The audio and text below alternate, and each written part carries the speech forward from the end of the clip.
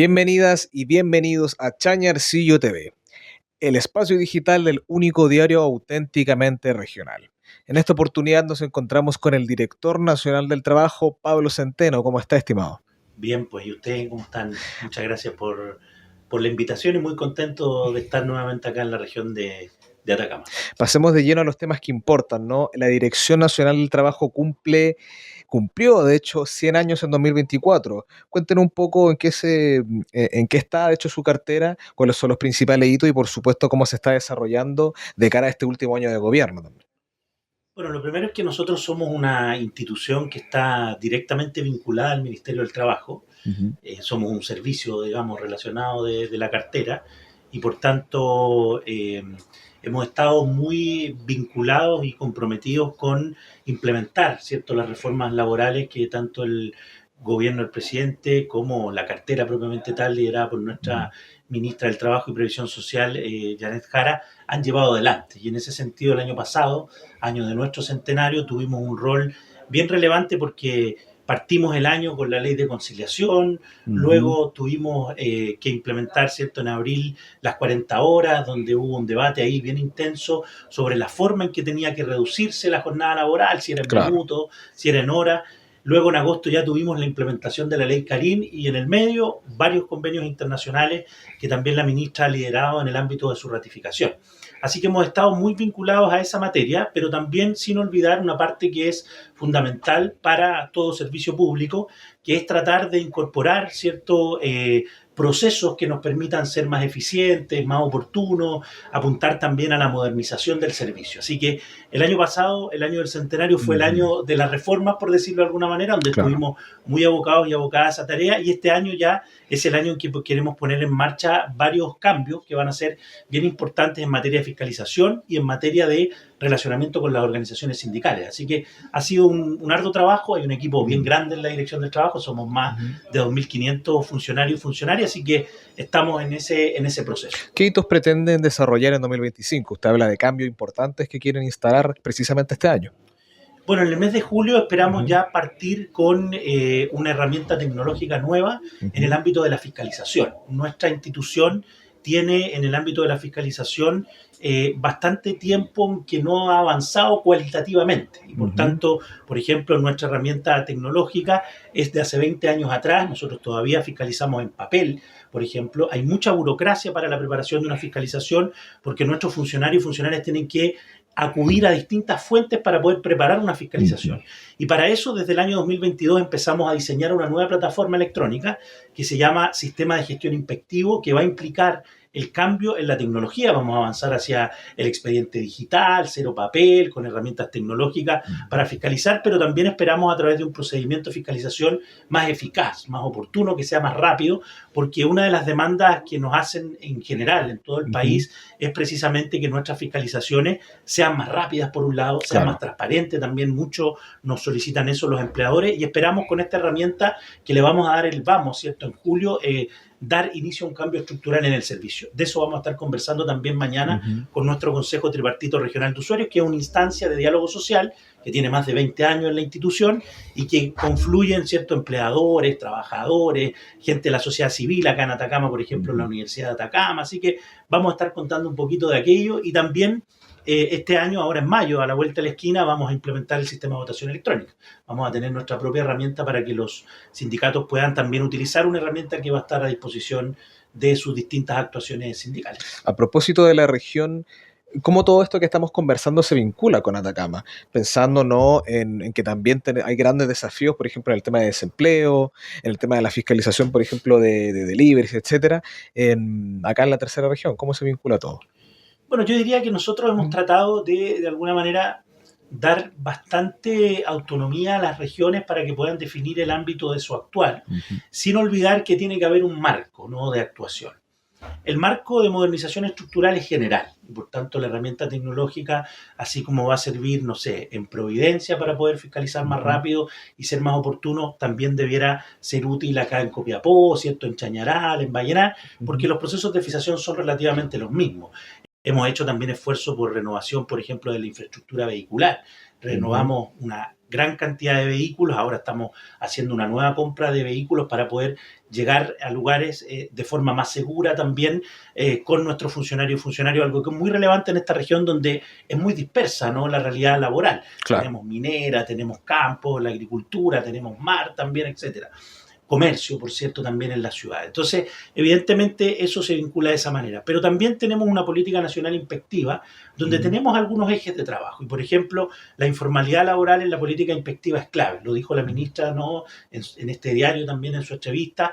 Hay un ámbito de trabajo de este año que involucra toda la cartera, que es el tema de la informalidad laboral. Claro. Acá el último dato del INE da cuenta de que se redujo en 0,9 puntos porcentuales la informalidad laboral, pero nunca es suficiente. Siempre hay que seguir avanzando. Durante este gobierno, además, se redujo el año pasado la informalidad laboral y reformas laborales que decían que iba a generar más desempleo, informalidad, no lo han sido. Pero eso no es un motivo de autosatisfacción, sino que todo lo contrario, de seguir empujando, ¿no?, el cumplimiento de toda la normativa laboral, de que todos, ojalá los trabajadores y trabajadoras tengan acceso a un trabajo con derechos, de calidad, etcétera. Y para eso nuestra política inspectiva, que también se expresa, por ejemplo, en programas de fiscalización regional, como el programa agrícola, el programa del comercio, el programa de trabajadores de plataforma, incorpore también estas medidas para ir avanzando en esa realidad laboral. Sí. En el ámbito del empleo, claro, la ministra lo decía, hay la idea de rediseñar los subsidios, ¿cierto?, para que puedan también apuntar a mayor empleabilidad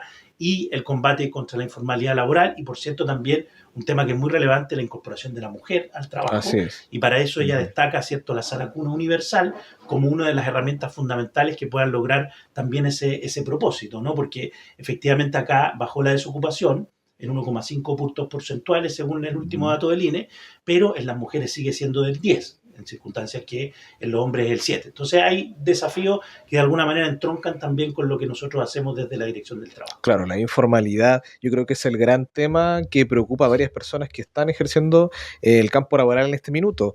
Por lo mismo le pregunto, ¿no? Si uno revisa los datos de la Superintendencia de Pensiones, las mujeres son quienes precisamente están en un mayor rango respecto a la informalidad laboral. ¿Qué hace la Dirección del Trabajo en ese sentido para ayudar a esas mujeres que están por jubilar y que por supuesto están dentro de ese rango mucho mayor que los hombres? Bueno, nosotros desde el año 2022, a propósito también de la definición de este gobierno, incorporamos un trabajo de género muy fuerte. Hemos estado trabajando en la incorporación de la perspectiva de género en nuestros distintos ámbitos de acción. Nosotros fiscalizamos por un lado, pero también capacitamos por el otro, y también somos parte de los procesos de negociación colectiva que llevan adelante las empresas con sus trabajadores cuando, por ejemplo, nos piden la mediación o a través de la información. Entonces, ¿qué hemos hecho? En el ámbito de la fiscalización, por ejemplo, tenemos programas con enfoque precisamente en sectores feminizados. Está además dentro de mi indicador como jefe de servicio, como de alta dirección pública, el tema de realizar muchos programas en el ámbito del trabajo femenino.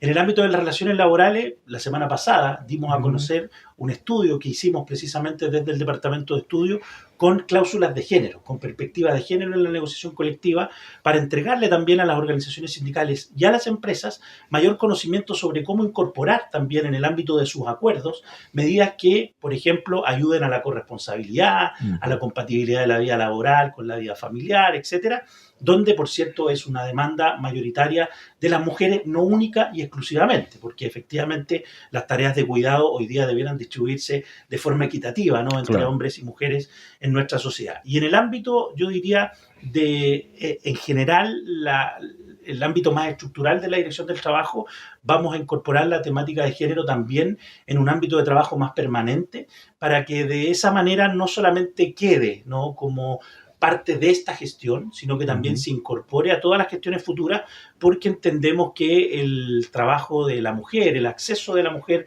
al trabajo en condiciones de igualdad, en condiciones de protección social, de formalidad laboral, tiene que ser una preocupación más allá de un gobierno determinado. Entonces, en eso hemos estado trabajando, hemos realizado algunos programas especiales. Por ejemplo, el año pasado trabajamos con las trabajadoras de casa particular, un proyecto que además fue financiado por el Ministerio de la Mujer y Equidad de Género, para precisamente apuntar mayormente a la suscripción de un contrato de trabajo. Sabemos que hay mucha informalidad en el trabajo de trabajadoras de casa particular. Así que hemos estado en distintos focos. Por cierto, estos son procesos y en ese sentido nosotros somos una patita nomás de una serie de actores que trabajan tanto en la cartera de trabajo, CENSE, ¿cierto? El IPS, a propósito de las pensiones, pero también del sector privado. En esto tenemos que estar todos y todas comprometidos. Este impulso, de alguna manera, a la equidad de género también viene antecedido por un trabajo de dirigentes y dirigentes sociales, ¿no? A propósito, ¿no? ¿Cómo se viene el mundo del trabajo para las y los dirigentes sindicales, en ese sentido? Bueno, efectivamente, yo diría que gran parte de los derechos laborales que nosotros conocemos, precisamente también los que ha empujado con mucha fuerza nuestra ministra, nuestro gobierno, vienen precedidos de Ujú. demandas de los trabajadores y trabajadoras organizados, ¿no?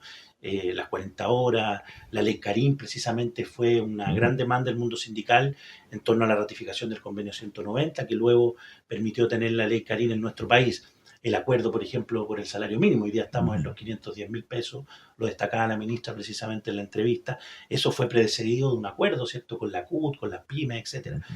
Y el mundo del trabajo hoy día tiene muchos desafíos a nivel global, por el cambio climático, por las situaciones que estamos viviendo lamentablemente en un mundo en donde Claro, parece ser que cada día tenemos que demandar más la paz claro. mundial y no las guerras. Y hay Eh, nuevos trabajos como los trabajadores de plataformas Hay también. también Ujú. introducción de la tecnología. Esta Ujú. famosa revolución tecnológica 4.0 ha generado mucha disrupción en la forma de organizar el trabajo, Ujú. y lo que hay que tratar de hacer, porque no es oponernos a la tecnología, ¿cierto? No podemos oponernos al progreso tecnológico, es tratar de que esos cambios se produzcan, como lo dice la OIT, con transición justa, es decir, que allí donde se están destruyendo empleos se generan otros empleos, que allí donde las personas están perdiendo empleo puedan acceder a seguridad social, y por tanto ahí hay todo un proceso, ¿no?, que tiene que eventualmente seguirse monitoreando.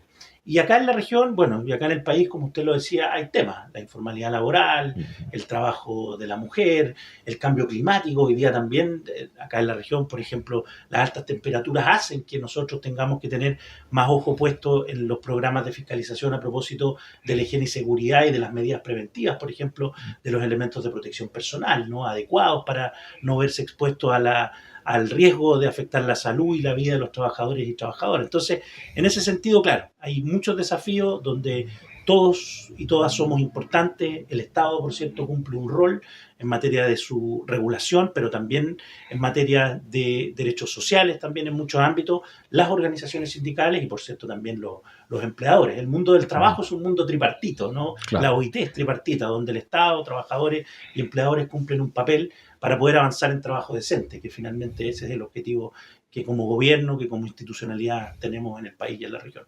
Quisiera detenerme, director, en dos políticas públicas clave de este gobierno, que son las 40 horas y la ley Karim. ¿Cuál es la bajada regional que podemos darle precisamente a estas dos iniciativas que se concretaron y yo creo que fueron desde el mundo del trabajo al menos muy valoradas?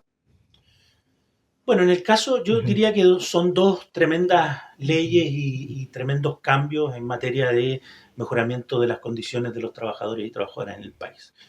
En un caso, en 40 horas, nuestra impresión con la información que manejamos es que ha sido Ujú.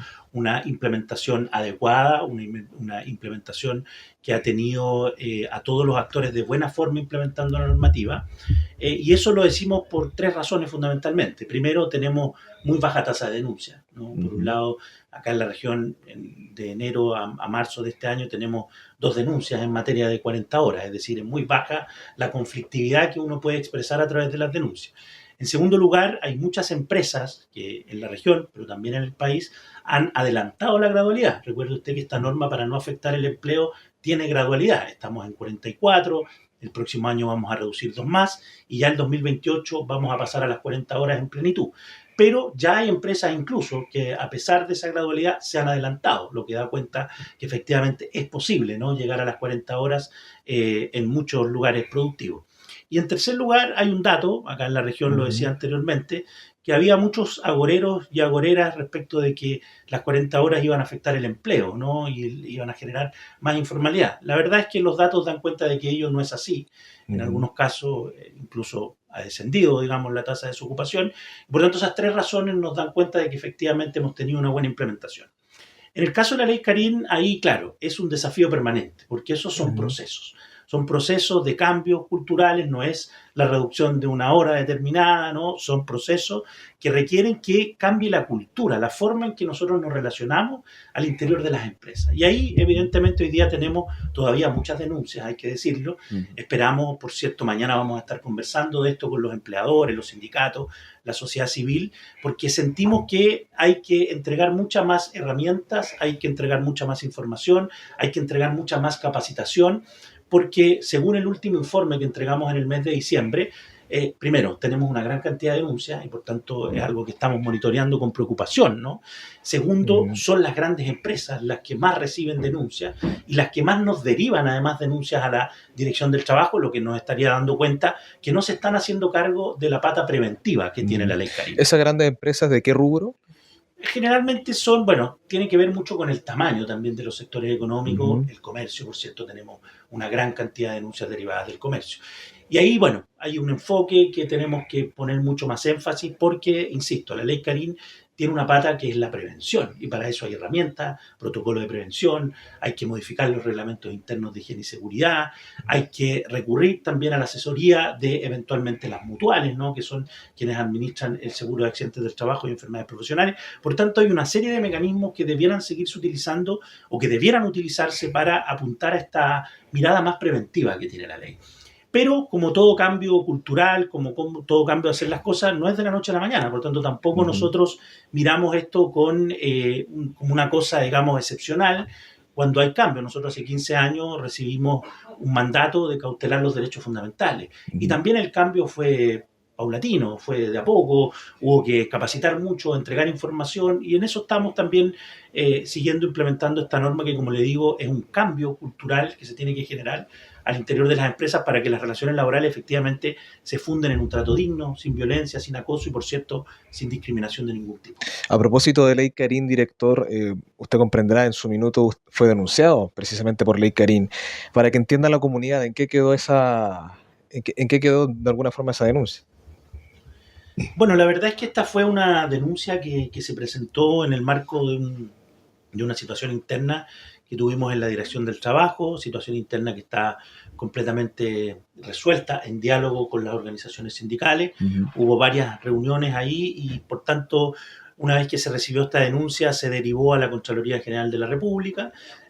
Nosotros estamos a la espera de lo que resuelva el órgano competente, que es la Contraloría General de la República. No corresponde que yo me pronuncie más en detalle, ¿verdad?, sobre aquella situación, porque eventualmente también tendré que entregar los antecedentes que correspondan en ese marco. Nosotros, como lo dije desde el primer día, toda la disposición a que se aclare esta situación, toda la apertura, digamos, de la información que requiera la Contraloría cuando así me lo pida. Hasta ahora no me ha solicitado ningún antecedente a mí en lo personal y en lo institucional como director del trabajo, así que estamos esperando, ¿cierto?, que la Contraloría haga lo que corresponde según los procedimientos internos. Yo no me voy a pronunciar sobre digamos, lo que corresponda que haga la Contraloría, porque eso es algo que además está en las normas que se ha dado el propio órgano contralor. Claro, pero para entender, ¿fue algo resuelto ya, dialogado con las partes denunciantes y usted?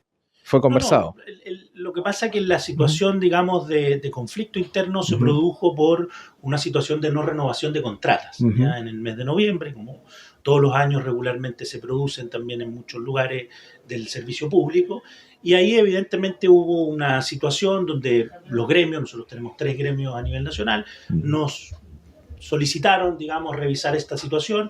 Ello, por cierto, se produjo en el marco de legítimas movilizaciones que llevaron adelante los gremios y, por tanto, ese proceso, que además nosotros lo estructuramos en torno a la resolución del Ministerio de Hacienda, porque hay una resolución del Ministerio de Hacienda que todos los años dice cómo tiene que ser este proceso de no renovaciones y una vez que se notifican tiene que aperturarse un diálogo con las asociaciones, etcétera. Nosotros lo cumplimos y, por tanto, ese ciclo de conflicto interno que se originó por las no renovaciones de contrata está, como yo le decía, cerrado, digamos, y nosotros seguimos teniendo diálogo permanente con las asociaciones, digamos. En lo que atañe a la denuncia propiamente tal, como le decía, eso está en la Contraloría como corresponde que sea.